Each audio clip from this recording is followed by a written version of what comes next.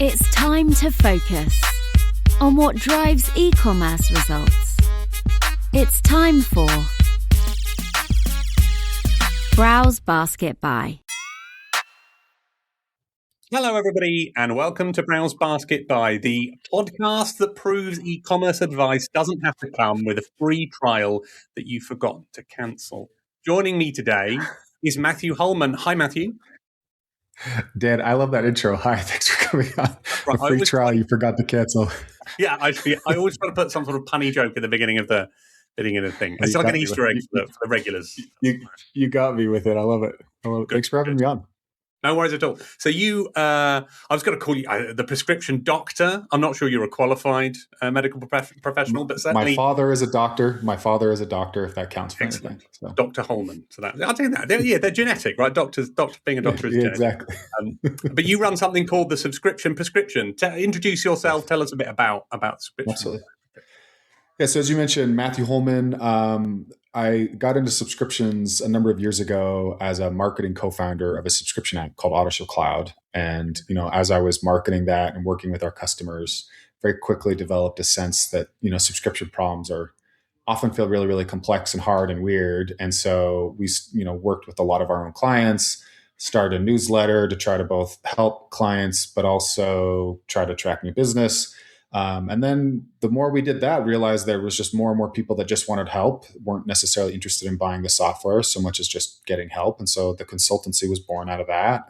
We've got a podcast, newsletter, worked with a couple hundred different brands. And so we really just get into the very specific problem of how you acquire more subscribers, how do you keep them longer, how do you get great LTV and profitability from them. So I've seen a lot of different stuff. Subscription doctor, get your weekly dose of subscription information. Wonderful. You sound like just the person we need to speak to. So today we're going to talk all about subscriptions. Yeah. Seen as a big panacea, I think, a lot of the time for retailers in terms of getting that recurring revenue, that predictable revenue stream in. So let's start there. So the big benefit that brands are looking at is subscriptions give you that big retention upside. Is that the best way to look at subscriptions? What could you be missing in that? If that's what you think about that.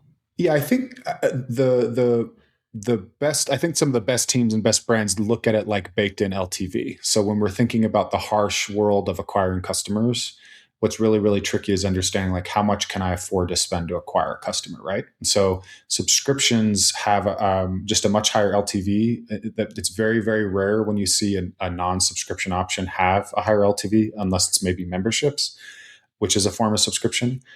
So essentially it's like, hey, if normally I spend $60, $70 to acquire a customer, it's a $50 order, I'm losing on that first order. I then have to build in this repeat purchase process through retention marketing. Or if I offer a subscription, then the average customer I'm acquiring on a subscription, maybe they're spending $120, $150. Now I can afford to spend more to acquire them. So that's probably the most basic way to look at it, and why you see so many more and more brands pushing subscriptions first. I'd say the other side of that is when you're looking to buy your business, to sell your business, or having somebody invest in your business, they often want to see really strong LTV. That's how they are trying to get their multiples out of the business, and subscriptions is another good way to do that. Yeah, absolutely. And is there any downside to it? Is there anything there that, as I say, that could be missing from that, or is that a really clear benefit that's pretty much always delivered when it comes to subscription? No, I think there are mistakes in that where you see a lot of brands that are chasing subscriptions where maybe they're not the best fit, right? When we're thinking about, hey, this is something you might use periodically. It's not something you use every day. So I'm still going to try to sell it on a subscription. I've seen things such as like people trying to do pillowcase subscriptions because you should be changing out your pillowcases every year instead of using them for 3, 4, 5 years, Dan. Like you need to get rid of those old ones, right?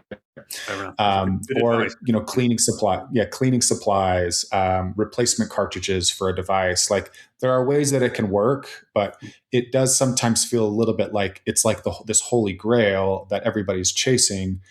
It's technically not the holy grail, though. Like everything I just said was about LTV, right? We want to find methods of driving up lifetime value for the customers that we acquire. So subscriptions are generally the best way to do that. They're not always the best way to do that. Repeat purchases and great engagement with customers is ultimately the best way to do that.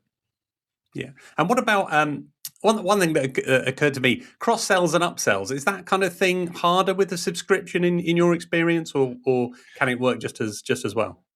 It can work just as well. I mean, actually, we see like a lot of really simple things where just something as simple as you bought something one time and then the cart has upselling that same item to a subscription. That can increase like your subscriber take rate like by 10 or 15%. It's a very simple process. The other part of that would be like if people are willing to commit to a subscription. So something as simple as protein powder. If I'm buying protein powder from your company and you're selling glutamine, which is a great supplement for bodybuilders. Okay. Now makes sense to get that as an upsell offer for that. But ultimately, one of the methods that we see works really, really well is like, hey, you're buying a bag of protein powder every month. How about you get 3 bags of protein every 3 months? And then it costs you more money all at once, except we'll give you a better discount. We'll give you an extra 10 or 20% off. The business gets cash flow. Your cash to conversion cycle improves. So that's another really great tactic we like. So ultimately, you see subscribers willing to commit to more things. So they're willing to generally buy more, get into bundles, upsells that go well with whatever they're purchasing. And you could actually deal with some perhaps merchandising challenges as well there by pushing people to buy more of a product that perhaps you have to keep in stock for longer, which ends up costing you money, right? Absolutely.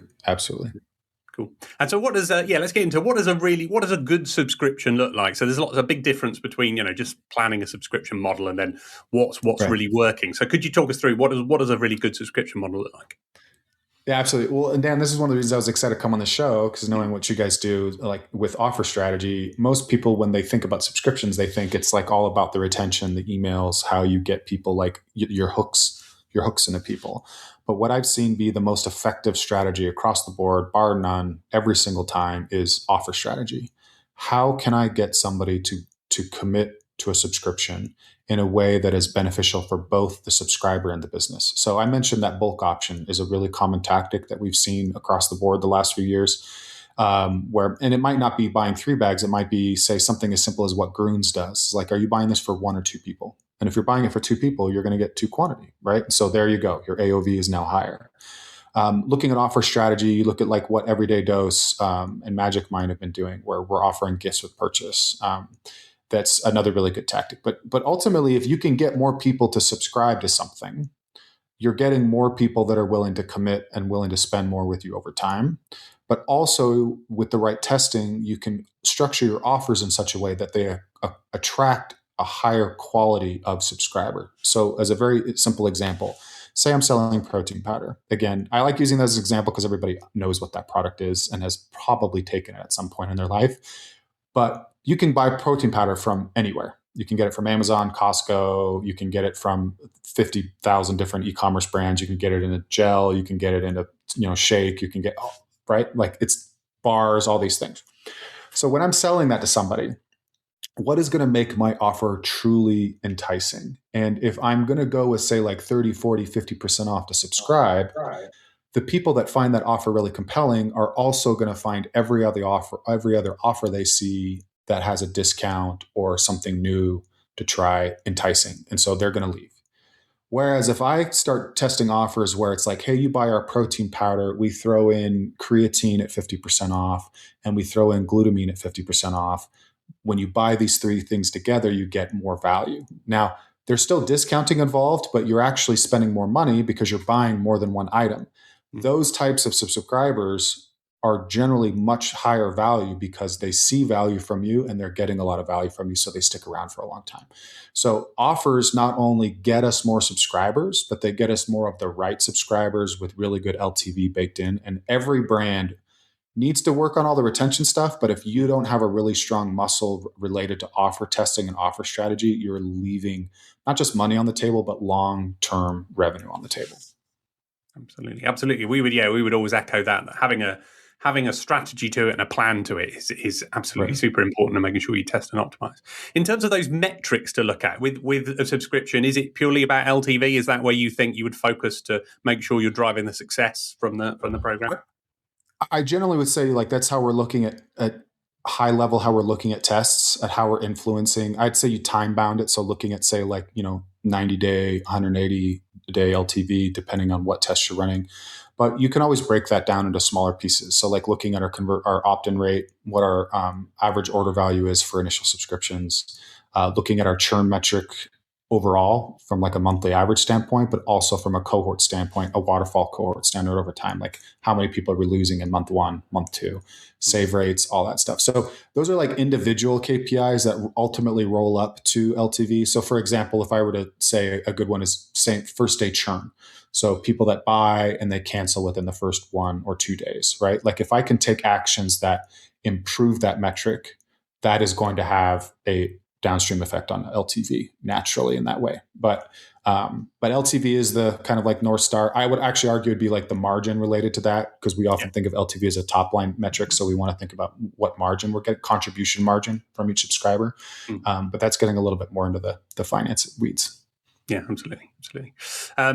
Cool. And that's the sort of the good side. This is what a good subscription program looks like. Let's talk about the bad side. So if you do work with someone who's perhaps already running a subscription program and there's some issues in there, where do you typically find the mess or the missing opportunities that could be in there?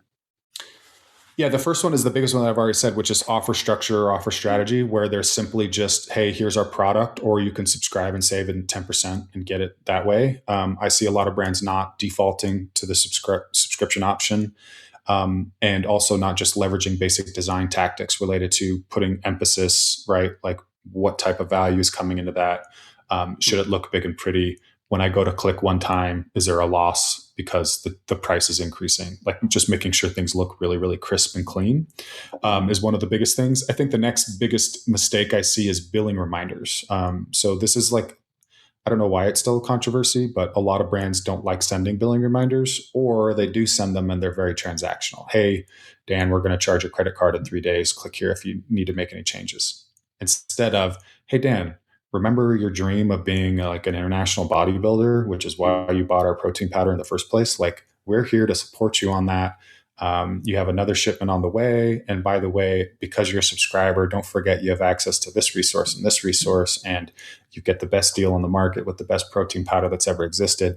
Oh, and if you need to make any adjustments because you have too much or too little, here's a link to do that.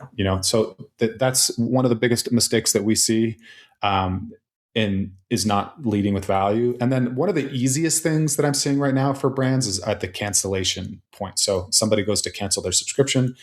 The thing that kind of gets me, I talk about this all the time online, is if you, especially for brands that are founder led, right? The founders in their ads, the founders on their homepage.